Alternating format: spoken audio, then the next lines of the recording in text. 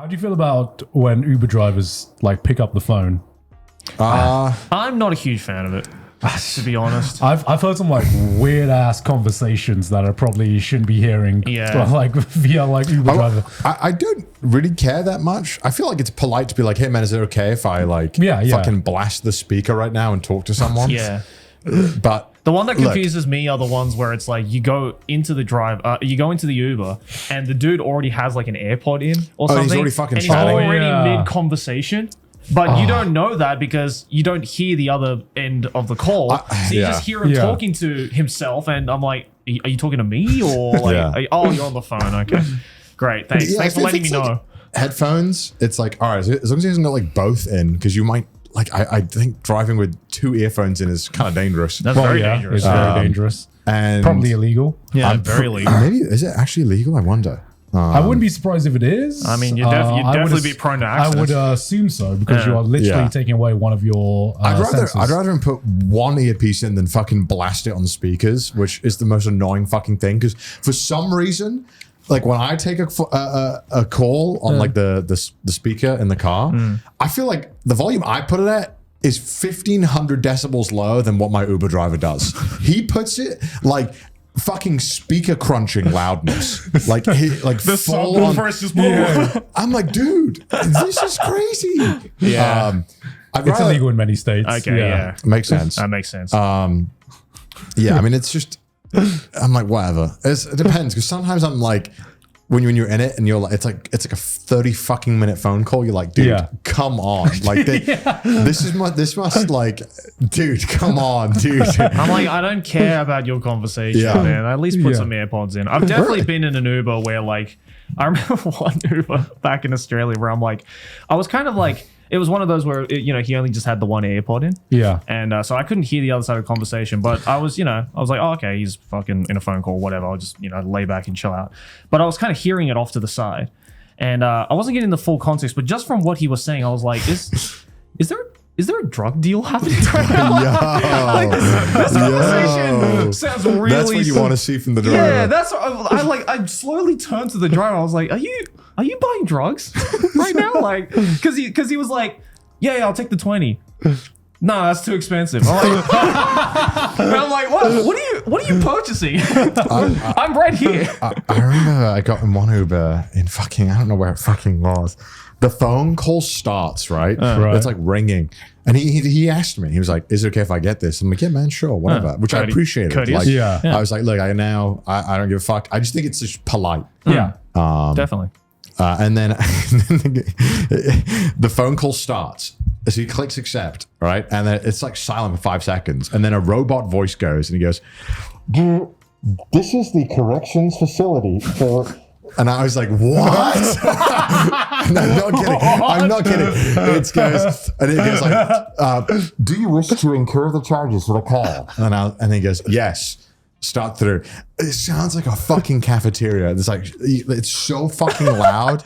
And then I can't remember exactly what the conversation was, but it was him basically going like, hey man, I could just really use the cash you promised me right now. I need to be able to get some commissary. Like it was like some conversation, and he was just like, dude, I can't help you out right now. I'm struggling, man. I'm driving Ubers. I can't help you out right now. And then he's like, dude, but we go way back. Like, I don't know what the relation was to this guy. It didn't sound like family. And this is it was like the weirdest 5-minute Uber call where he's like pleading for this Uber driver to give him money. Wait, this sounds really familiar. Was I in the car with you? No, this was a similar one though. We had one in Australia. We had one in Tennessee where we had a guy where she was like requesting bail money from the guy. That was a different call. This happened twice. Twice in America. So we had that one that was bail money. This guy wanted money for commissary, and he was asking for like $50. Wait, what's the bail money one? Maybe you were in the car, maybe not. There was this guy who was clearly like. I would remember this conversation. Okay, so we were in Tennessee, and there was a guy who was a very large guy. Yeah. And he sounded quite unhealthy. Yeah. Because he sounded like he was coughing up lungs. Yeah. Do you remember? Yeah, he was mouth breathing for sure. And he was really chatty though. Like he was really fun. He was really nice. And then he got a phone call and he just took it. And it was a girl. who was trying to get bail money. That's right. To get out of prison. Or jail, sorry. Oh my God. And she was asking for like $1,000 or something. And I think that was like a sister or cousin or something because they were Something like related. I remember this conversation. And he was just like, I can't give you the money. Stop asking me. And she's like, you gotta help me. We're family. You have to help me. I can't be stuck in here. And he's like, I don't want to give you the money. And he's like, I don't have the money. Like it was a whole, and I remember the tour staff was like staring at us like, what the fuck is this conversation? Yeah. Oh my God. That was a whole conversation. I remember that so vividly. America, I would remember that. yeah, America is wild. Yeah. He just did it so casually as well. Like it's a full fucking Uber. That is the most like GTA conversation I've ever heard in my life. It's just like, how do I even begin to explain the cultural differences to a Japanese person of why a person in America would feel this is okay to like have this conversation in the taxi? Yeah. Like I think it would break a Japanese person's brain to be like, It's like, nah, you're making it up. like they'd be like, nah. So explain the backstory of what's going on here and like culturally why it's cool to have this. Yeah.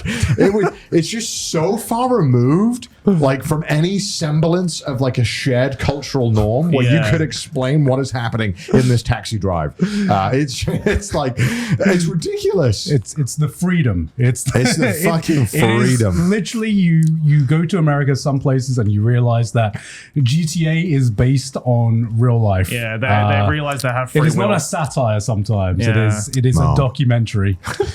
But we did meet a gentleman who I can only refer to as Swiss Pete.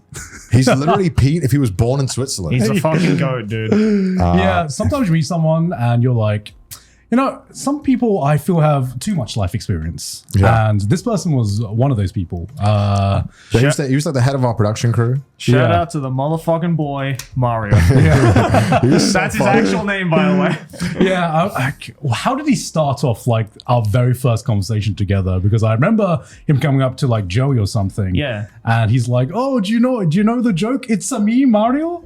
Yeah. I forgot what he. No, so he was talking to us, and before this, we kind of met him once, and he was really energetic, really funny, but didn't really like. Didn't really know. Just like kind of starting to like warm up to us. And then Yeah. when he realized that, you know, we were pretty cool and, you know, we just wanted to like Yeah, we're chat pretty or cool. whatever. Yeah, we're pretty cool. And, you know, he was like, oh, okay, well, we can talk to you and just chat. Yeah, he just came and when he found out that I could speak Japanese, he was like, oh, yeah. Do you know, you're Japanese, right, Joey? And I'm like, yeah. And he's like, oh, okay. Do you know the joke? It's me, Mario. And I was like, I guess like the Nintendo character. And he's like, yeah, but there's like it's a joke. It's a me is like super in Japanese. and I just slowly turned to Connor. I was like, it's not. He's definitely saying it's a me. Like me. And he was like, no. It's like, I can check for you. And he pulled his phone out and he typed it in on Google. He's like, it's a me. trying to fact check a Japanese person. Yeah, trying to fact check, right? Yeah. The first thing that comes up was like the Google like automated answer. It's like the "It's a me Mario" referring to Super Mario joke is completely false. And he just looks so dejected. He said it so innocently though. I you know. Oh. Yeah, he was very cute. And then we were going to this other shoot, and this he was talking to me, and you know, these mountains are crazy high. They're like 2,000 meters, 3,000 meters, 4,000 meters, tall mountains. You know, we're passing by this mountain, and he points at it and he goes, "Oh yeah, I remember when I went up this mountain, but it was dark and cold." I was like, "What?" He's like, "Yeah, I went hiking in the mountains at like midnight." I was like, "Why would you do that?" And he was like, "Oh, it was storm too." Yeah, it was a thunderstorm. Thunderstorm. I was like, "What?" I was like, "But why would you do that?" He's like, "Well, me and my friend, you know, we had a few drinks. We thought it was a good time to go up the mountain." And I'm like, "What? Did you have anything? Like, did you prepare?" He's like, "No, it's okay. We just go to the nearest hut and we talk to the people in the hut and it's chill. Yeah. We drink the drink and then keep hiking." I was like, "What?" I'm like, "Wait, so you decided to go hiking at midnight And I was like, is this summer, winter? When is this? He's like, oh, it's like spring. So he goes at midnight, hiking up a 2,000 meter mountain with a friend with nothing, and then just chilling and randomly going into a cabin and making friends with the owners who live there. Yeah. And then just chilling. And then he's like, yeah, it's so cool. We met like a sheep. I was like, what? And he puts a picture of his phone, and it's like a herd of sheep in pitch black. So all you see is like this sea of red lights. And like the reflective eyes of the sheep. Yeah. And then it's like, I'm like, okay. Looks like a horror movie from Wales. Yeah, You know, I was like, was it fun? Like, why did you do it? He's like, it's like memories. You get to remember these things. I'm like, Mario, you just played hardcore Minecraft without items. Yeah. And then like another time he was talking to us, and he's explaining about, oh god, it was so funny. Everything about it was so fucking funny. He's like his like friend was depressed. He's like, yeah, I thought it was a good idea to, we go mountains and we hike. She's a little depressed, so maybe going up mountain will fix depression, I was like, okay, yeah, I mean, get out there, do it. Yeah. He's like, yeah, but I kind of forgot to pack. I was like, what? He's like, yeah, I just kind of grabbed the bag I have. I was like, oh, okay. So he's like, when we get to top of mountain, I realized I didn't pack sleeping bag. I was like, what? It's a pretty like big thing. How do you forget to bring that? He's like, yeah, no, I think it made her depression worse. I was like, was that the one where he was like, yeah, I almost died. Yeah. I was like, so like, how did you sleep? He's like, yes. So I gave her coats. She makes sleeping bag, and then I just kind of shiver. Yeah. I was like, what?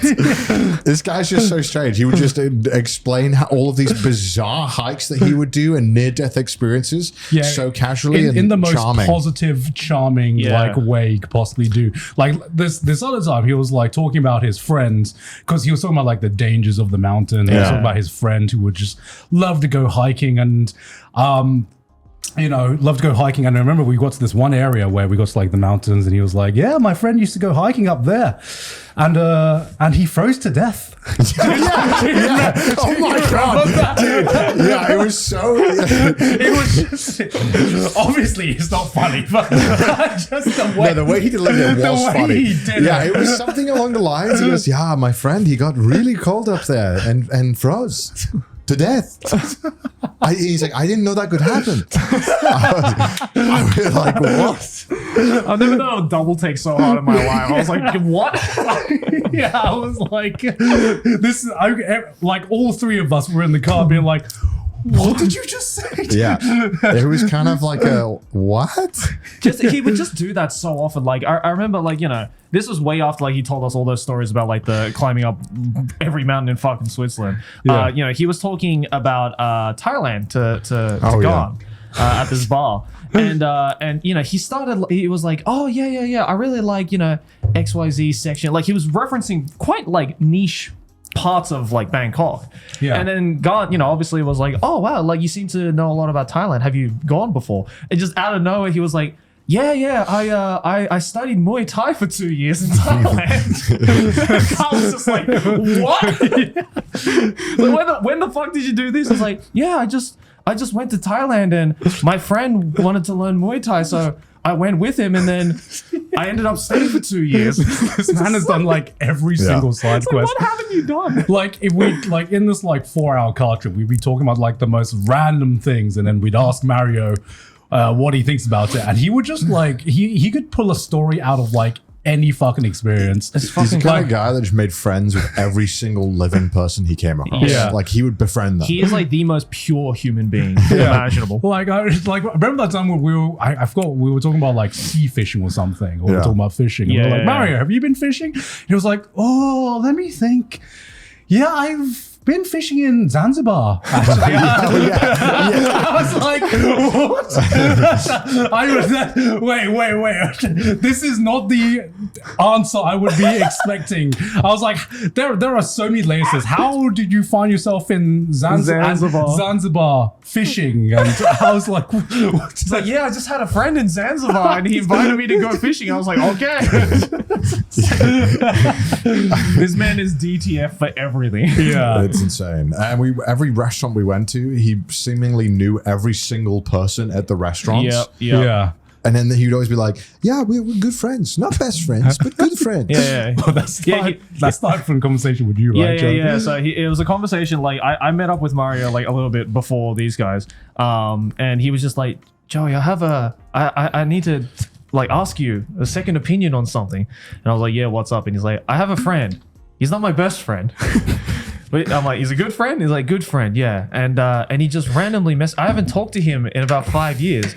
And he just randomly messaged me on WhatsApp asking for 500 francs to borrow. Yeah. And I was like, okay, that sounds a little bit sus. And he's like, yeah, but I might give it to him.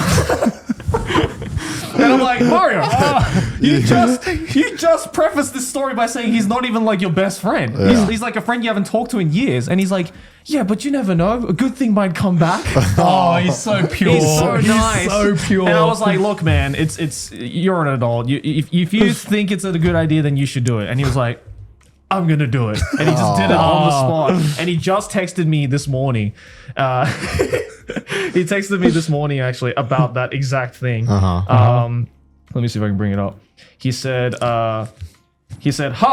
Good thing I trusted that gut. Guy just refunded me that money." To be honest, I don't know the whole context, but if a guy just straight up asks you for $500 off rip, it's kind of sketchy. Yeah, he was like, yeah, he's a teacher. He's been a teacher for years, and I've known him since university, and he has like 3 kids.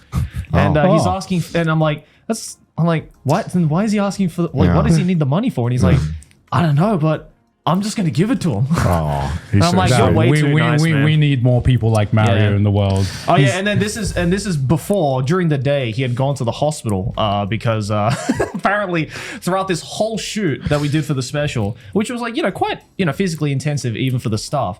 Apparently the entire time he had a hairline fracture in his hand and a broken rib, and I'm like, Mario, you've had 2 broken bones this whole thing. You didn't go to the hospital. And he's like, I mean, I should have, but I wanted to come to this instead. Like, you were carrying around all this heavy shit with a broken hand, and you're just like, yeah, no biggie. I'll just come along because it seems fun. Oh my god, Mario, you're a fucking treasure. Needless to say, Mario, if you're ever in Japan, we'd love to hear more stories from you. Yeah, we love it. The most out of pocket thing he came out with, I think by far from what I heard, was that we were walking, and then he like points to a building, and he goes, "Oh yeah, I used to squat in that building." I was like, I'm sorry. I was like, I'm sorry, what, Mario? Because he literally 2 minutes ago was telling us about his apartment. Yeah. And I was like, wait. I was like, how long ago did you squat this? He's like, like 10 years ago. I was like, okay. I was like, why did you squat it? Did you not have an apartment? He's like, no, I had an apartment. I was like, so. Then why'd you do it? Yeah, why'd you squat? He's like, to send a message. I was like, he's like, these rich people, they're trying to, how do you say, gentrify Zurich, and we want to make sure they know not to do this. And I was like, okay. I was like, wasn't there like a lot or like uncomfortable? He's like, no, it was really fun actually. He's like, we made a lot of money. I was like, you made a lot of money? You made a lot of money from squatting? How? He's like, yeah, it's awesome. We used to throw parties in there and like have drinks and then charge for entry. I was like, what? This is like the most European thing I've ever heard in my life. Squatting a building and opening up a club in the squatted building. That is metal as fuck, man. And then he, on the story goes on, because I'm like, I'm asking 1,000,001 questions. I'm like, this is so fucking bizarre. Yeah. Why would you? I'm trying to learn more about him and what drives him to do this. And I was like, okay, so I was like, that sounds hard to like manage the money if you're squatting, right? Because presumably it's just a bunch of random people coming and going. Yeah. I can't imagine that everyone felt like wanted to do the same thing with money that you guys are making. Was it like a fucking gang operation? Like, what's going on here? And he's like, yeah. So in the end, we decided just to throw the money outside the window. I was like, what? I don't know if this is like Googleable, but he was like, yeah. It was a big deal. We threw like 10,000 Swiss krona out the window one day and just told people to come get it. And it's the most insane story. It's the most like V for Vendetta shit. Yeah, I was like, wait, so you just got all the money that you made from this? No one touched it. No one took any. You all just threw it out the window? He's like, yeah, we just took it and put it out the window. Oh my god. Yeah. He is the guy that you will just be hanging about and you will hear the most out of pocket things just randomly. Just says it so casually with this giant smile on his Could have face. all been bullshit, but I believed him. I did as well. Yeah, the way he was telling the stories was so earnest. I'm like this. You couldn't have made this shit up. Like it sounds too bizarre to have been made up. Some of the shit was way too detailed and way too bizarre. Yeah. What an interesting man. Love that man. What an absolutely interesting man.